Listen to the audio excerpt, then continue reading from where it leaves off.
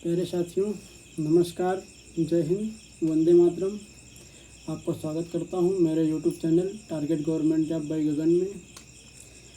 जिस वक्त का आप सभी लोगों का इंतज़ार था वो वक्त आ गया। एसएससी जीडी के आवेदन 5 सितंबर से शुरू हैं।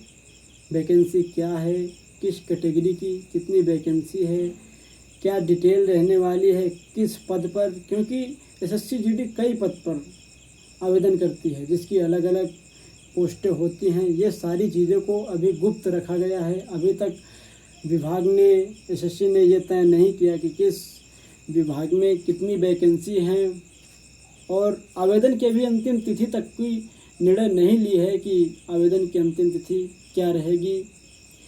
और वैकेंसी इसमें क्या होता है, कई बार साथियों की वैकेंसी पहले कम आती हैं। ऐसा 2 बार हो चुका है, 2023 और 2022 में ऐसा हो चुका है कि वैकेंसियां पहले कम आती हैं और बाद में 20-20 हज़ार पद बढ़ते हैं। अब की पिछली बार भी वैकेंसियां कम आई थी, 26-26 हज़ार आई थी, बाद में बढ़कर ये 49-49 हज़ार हुई थी। अब की बार भी यही हुआ, वैकेंसियां कम आई और फिर बढ़कर वैकेंसियां फिर डबल हुई। तो इस बात से निराश नहीं होना कि वैकेंसियां कम आई हैं। जितनी भी आती हैं इसमें कोई निश्चित नहीं होता। इसमें तो अब की बार तो ऐसा हुआ कि एग्ज़ाम हो गए बच्चों के, एग्ज़ाम हो जाने के बाद पद बढ़ाए गए। तो एसएससी में एक जीडी ऐसी वो है कि जिसमें वैकेंसी एग्ज़ाम हो जाने के बाद तक बढ़ते रहती हैं।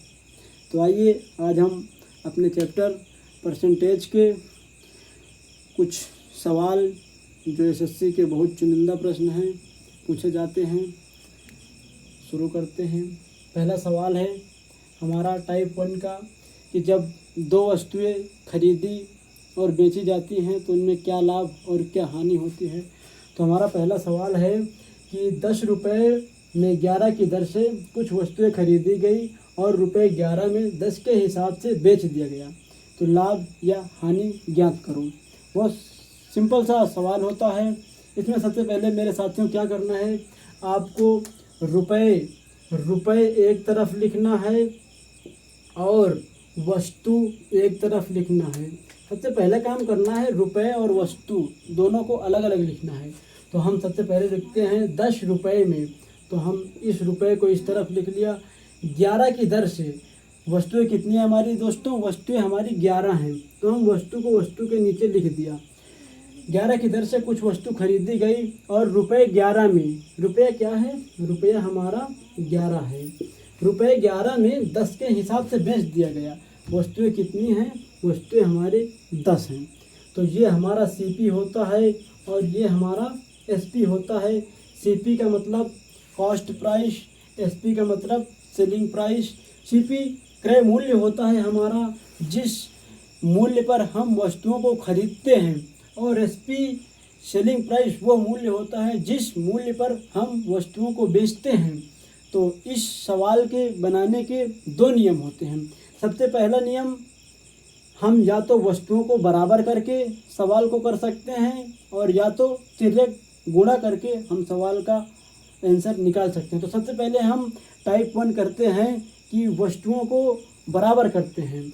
तो यहाँ पर हमने 11 वस्तुएं खरीदी और 10 वस्तुएं बेची, तो ये संभव नहीं है। पहले हमें वस्तुओं को बराबर करना है। तो अगर हम यहाँ पर 11 वस्तुएं खरीदा है तो हम यहाँ पर बेचेंगे भी 11 वस्तुएं। जितनी खरीदी जाती हैं उतना ही बेचना है। तो हम इन दोनों वस्तुओं में क्या गुणा करें कि जिससे हमारी वस्तुएं बराबर हो जाएं। 11 दहम का 110, ये हमारा 110 प्राप्त होता है। तो हमें ऊपर भी 10 से गुणा करके ऊपर की वस्तुओं को भी हमें बराबर करना पड़ेगा। वस्तुएं सबसे पहले बराबर करना, यही इस टाइप के सवालों का पहला नियम होता है। अब हमारी वस्तुएं बराबर हो गई। अब हम क्या करेंगे, जो रुपए है इधर 10 का गुणा किए हैं तो हमें इधर भी 10 का गुणा करना पड़ेगा, क्योंकि हमारा मान अपरिवर्तित ना हो। तो यहाँ पर हमने 11 का गुणा किया है तो हमें इधर भी 11 का गुणा करना पड़ेगा, क्योंकि हमें मान बराबर रखना है। अब आइए देखते हैं हमने वस्तुओं को कितने पर ख़रीदा और कितने पर बेचा।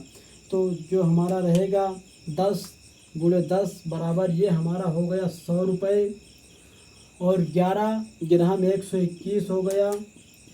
तो हमारा जो क्रय मूल्य है वो 100 रुपये है, और जो हमारा विक्रय मूल्य है वो 121 रुपये है। तो हमारा फ़ायदा साथियों कितने का हुआ? अगर हम 100 रुपये की वस्तु को 121 रुपये में बेच रहे हैं तो जो हमारा फ़ायदा होगा वो 21 रुपये का होगा, क्योंकि जितने में हमने ख़रीदा उससे हम घटाएंगे तो हमारे पास 21 रुपये बढ़ेंगे। और जो ये हमारा फ़ायदा हुआ, लाभ या हानि किस पर होती है? लाभ या हानि क्रय मूल्य पर होती है हमेशा। तो हमारा क्रय मूल्य क्या है? हमारा क्रय मूल्य 100 है, तो हमारे लाभ या हानि 100 रुपये से प्राप्त हुआ। और हमें परसेंटेज बनाने के लिए, जैसा कि मैंने पहले वीडियो में बताया कि जब भी हमें किसी वस्तु का परसेंटेज बनाना होता है तो उसमें 100 से गुणा करना होता है। तो हमारा 100 से 100 कट जाएगा, बराबर 21% का हमारा फायदा हुआ। लाभ या हानि कैसे ज्ञात करना है साथियों? जब क्रय मूल्य से विक्रय मूल्य ज़्यादा होगा तो लाभ होगा, और जब क्रय मूल्य से विक्रय मूल्य कम होगा तो हानि होगा। यह रहा इसका पहला नियम। इसका एक और नियम है जो हम इससे भी कम लिखकर उत्तर ला सकते हैं। आइए वो भी हम आपको बताते हैं।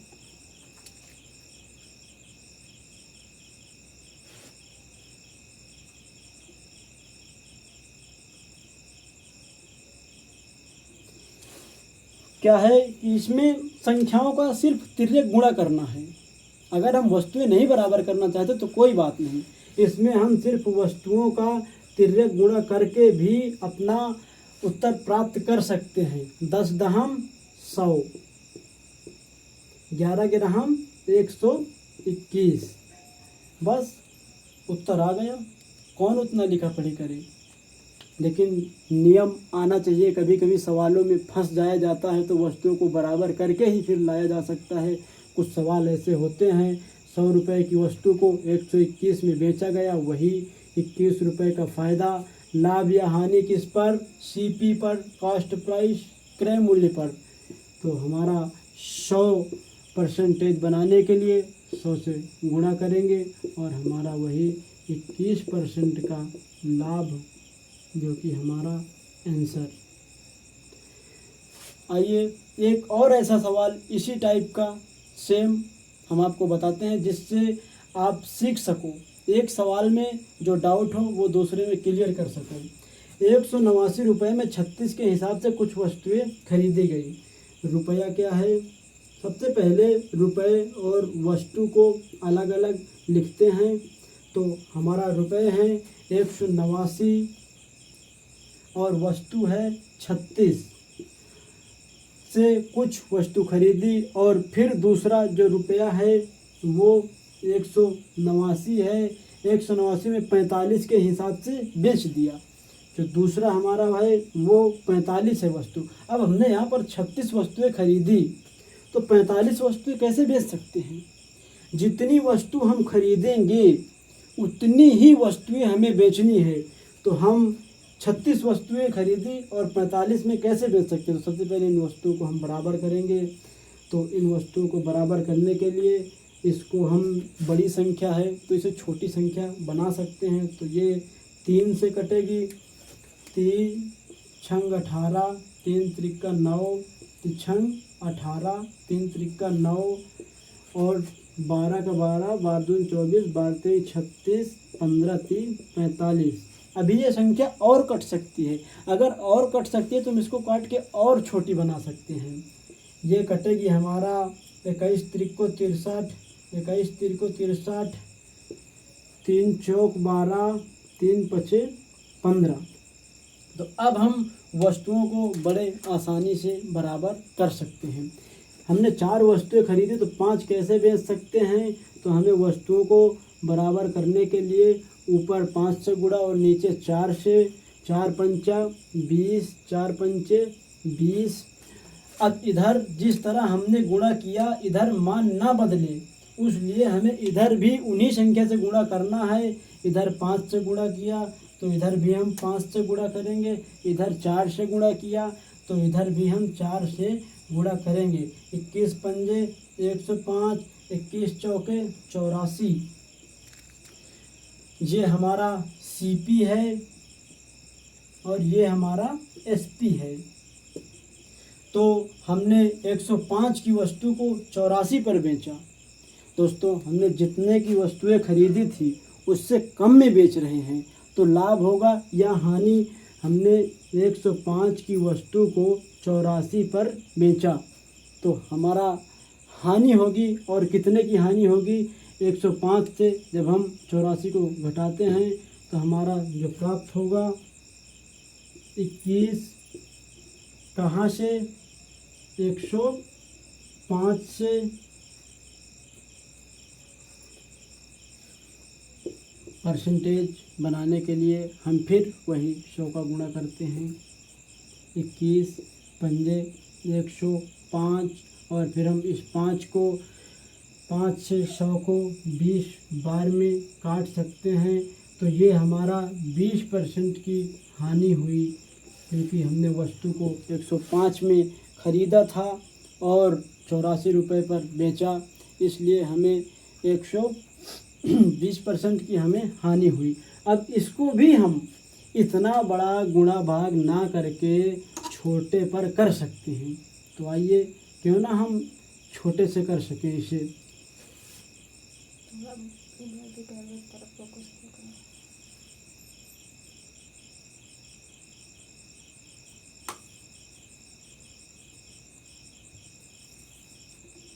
तो पहले साथियों हम तिर्यक गुणा करके इसको भी सीखते हैं कि कैसे हम बहुत छोटे में इन सवालों का जवाब दे सकते हैं। तो हमारी जो वस्तुएं हैं 189, ये हमारी वस्तु है और ये हमारे रुपए हैं। 189 में नहीं दोस्तों, ये हमारे रुपए हैं और ये वस्तुएं हैं। ये रुपए और ये वस्तु 189 में 36 के हिसाब से कुछ वस्तुएं खरीदी और फिर 189 में 45 के हिसाब से कुछ वस्तुएं बेच दी। तो हम इनको फिर काटते हैं। तो यहाँ तिछंग 18 3 त्रिक 9, तिछंग 18 3 त्रिक 9, 12 3 36, 15 3 45। अब इसको और काटते हैं। 21 त्रिक को 63, 21 त्रिक को 63, 3 चौक 12, 3 पचे 15। तो हम इसको तिर्यक गुणा करके 21 पंजे 105, 21 चौके 84, जो ये हमारा सीपी होता है और ये हमारा एसपी होता है। सीपी का मतलब कॉस्ट प्राइस, हमने कितने पर वस्तु को ख़रीदा, और एसपी का मतलब सेलिंग प्राइस, हमने कितने पर वस्तुओं को बेचा। वही हमें 21 रुपये का घाटा लगता हुआ लाभ या हानि क्रय मूल्य से। लाभ या हानि हमेशा क्रय मूल्य से ही हमें ज्ञात होगी। तो क्रय मूल्य हमारा कितना है? जितने पर हमने वस्तु को ख़रीदा था 105 में खरीद कर हम वस्तु को 84 पर बेच रहे हैं, 21 रुपये का घाटा हो रहा। लाभ या हानि क्रय मूल्य से, फिर वही परसेंटेज बनाने के लिए 100 से गुणा करते हुए 21 पंजे 105, 5 बिसहम 100, हमें 20% की हानि प्राप्त हुई।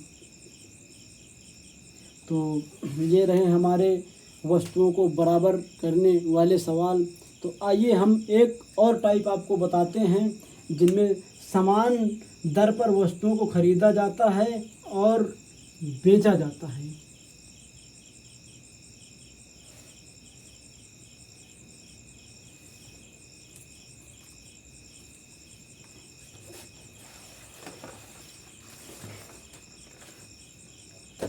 कितने मिनट की हो गई? 14 मिनट।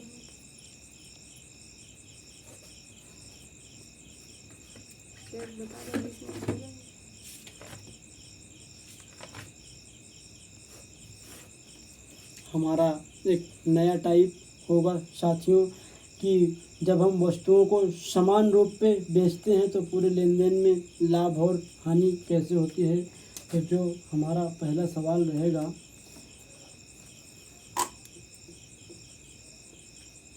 थोड़ा सवाल लिखने में मुझे टाइम लगेगा, इसके लिए माफ़ी चाहूँगा।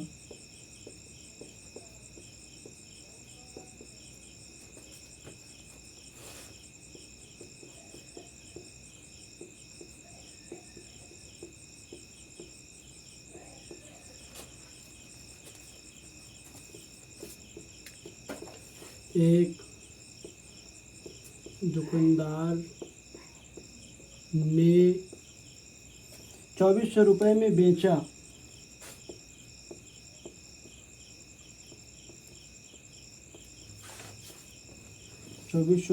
दुकानदार को पूरे लेन देन में ना तो लाभ हुआ और ना ही हानि हुई।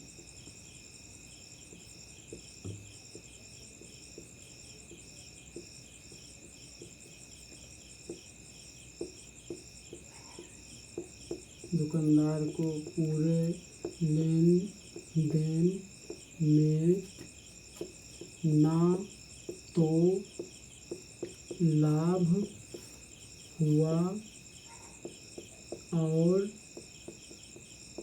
ना ही हानि हुई। इनमें से एक वस्तु को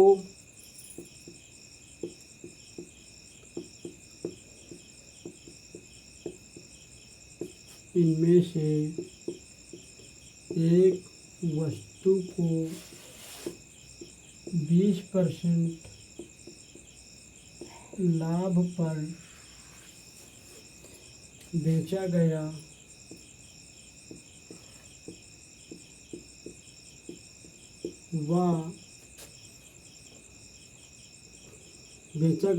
तो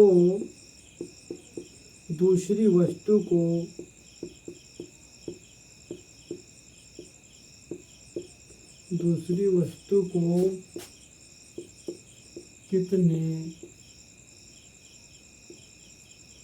प्रतिशत लाभ या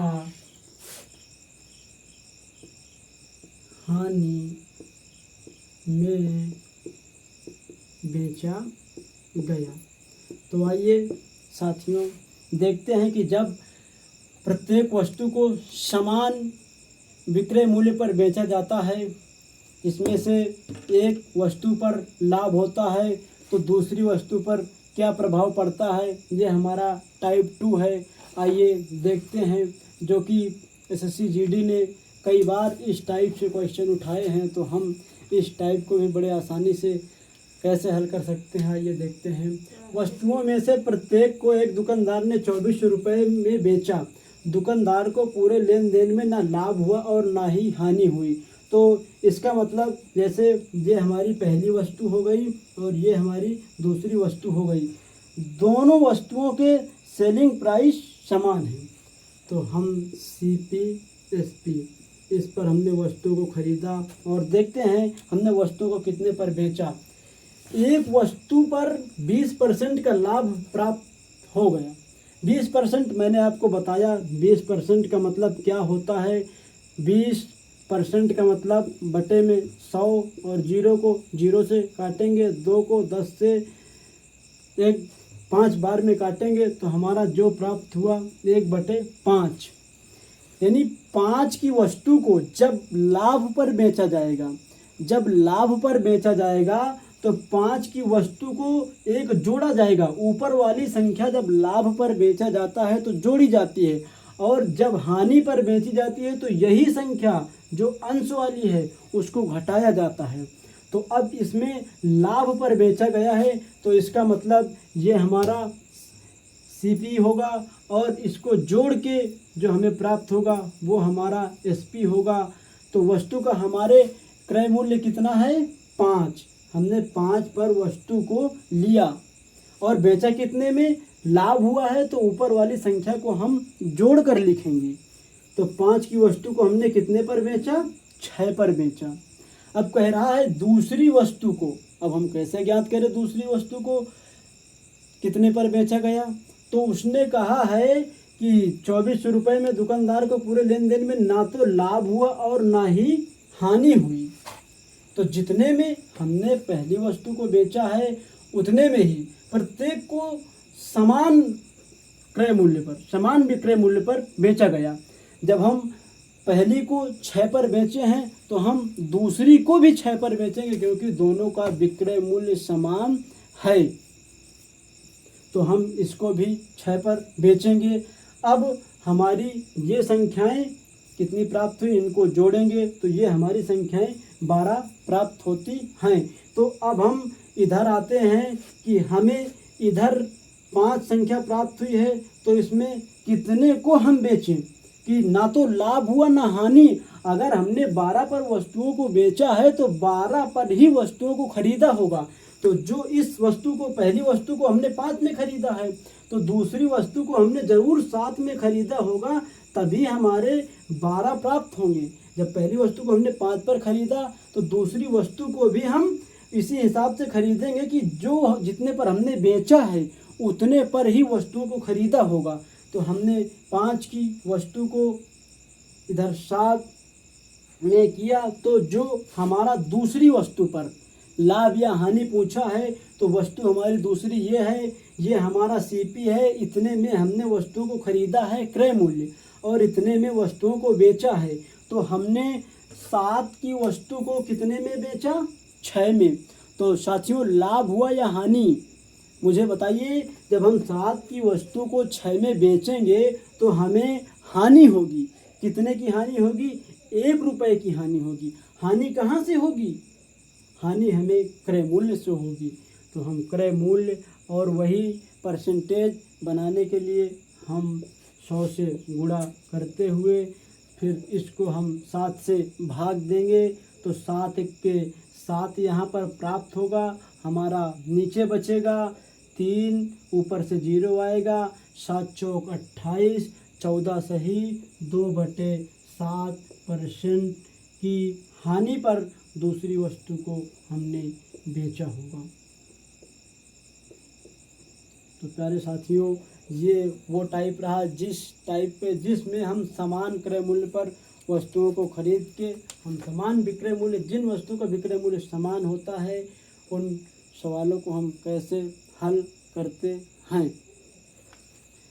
तो एक सवाल ऐसा और करते हैं जिससे हमारा कंटेंट मजबूत हो जाए।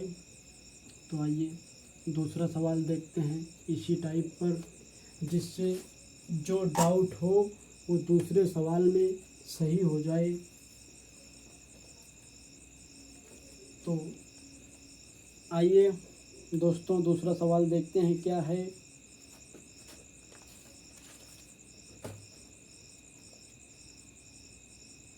चलिए अगला सवाल हम अगली क्लास में करते हैं। अगर आप कहो तो मैं इसी क्लास में करवा दूं।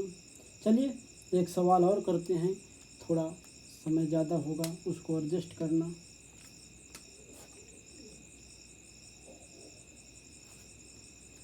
दो वस्तुओं को 4000 रुपये प्रति वस्तु दर से एक्स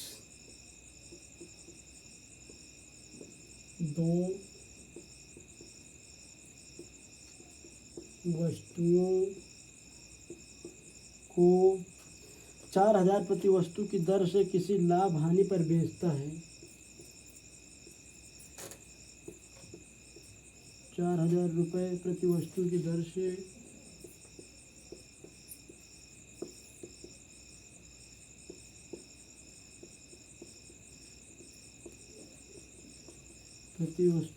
से किसी लाभ हानि पर बेचता है।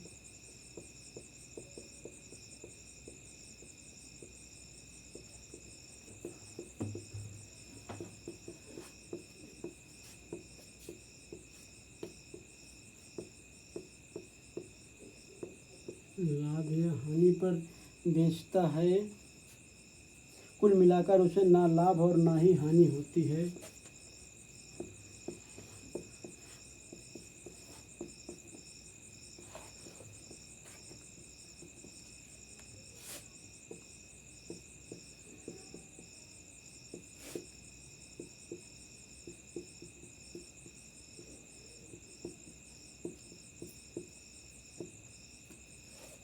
ना लाभ और ना हानि होती है। यदि एक वस्तु को 25% लाभ पर बेची जाती है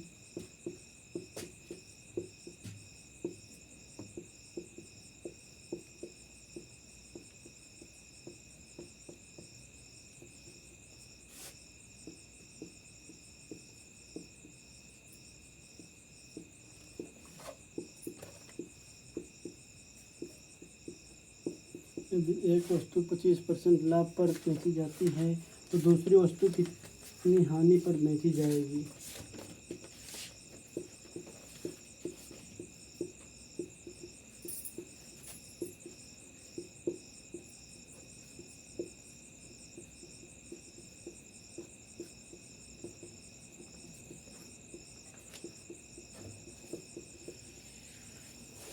तो आइए साथियों देखते हैं।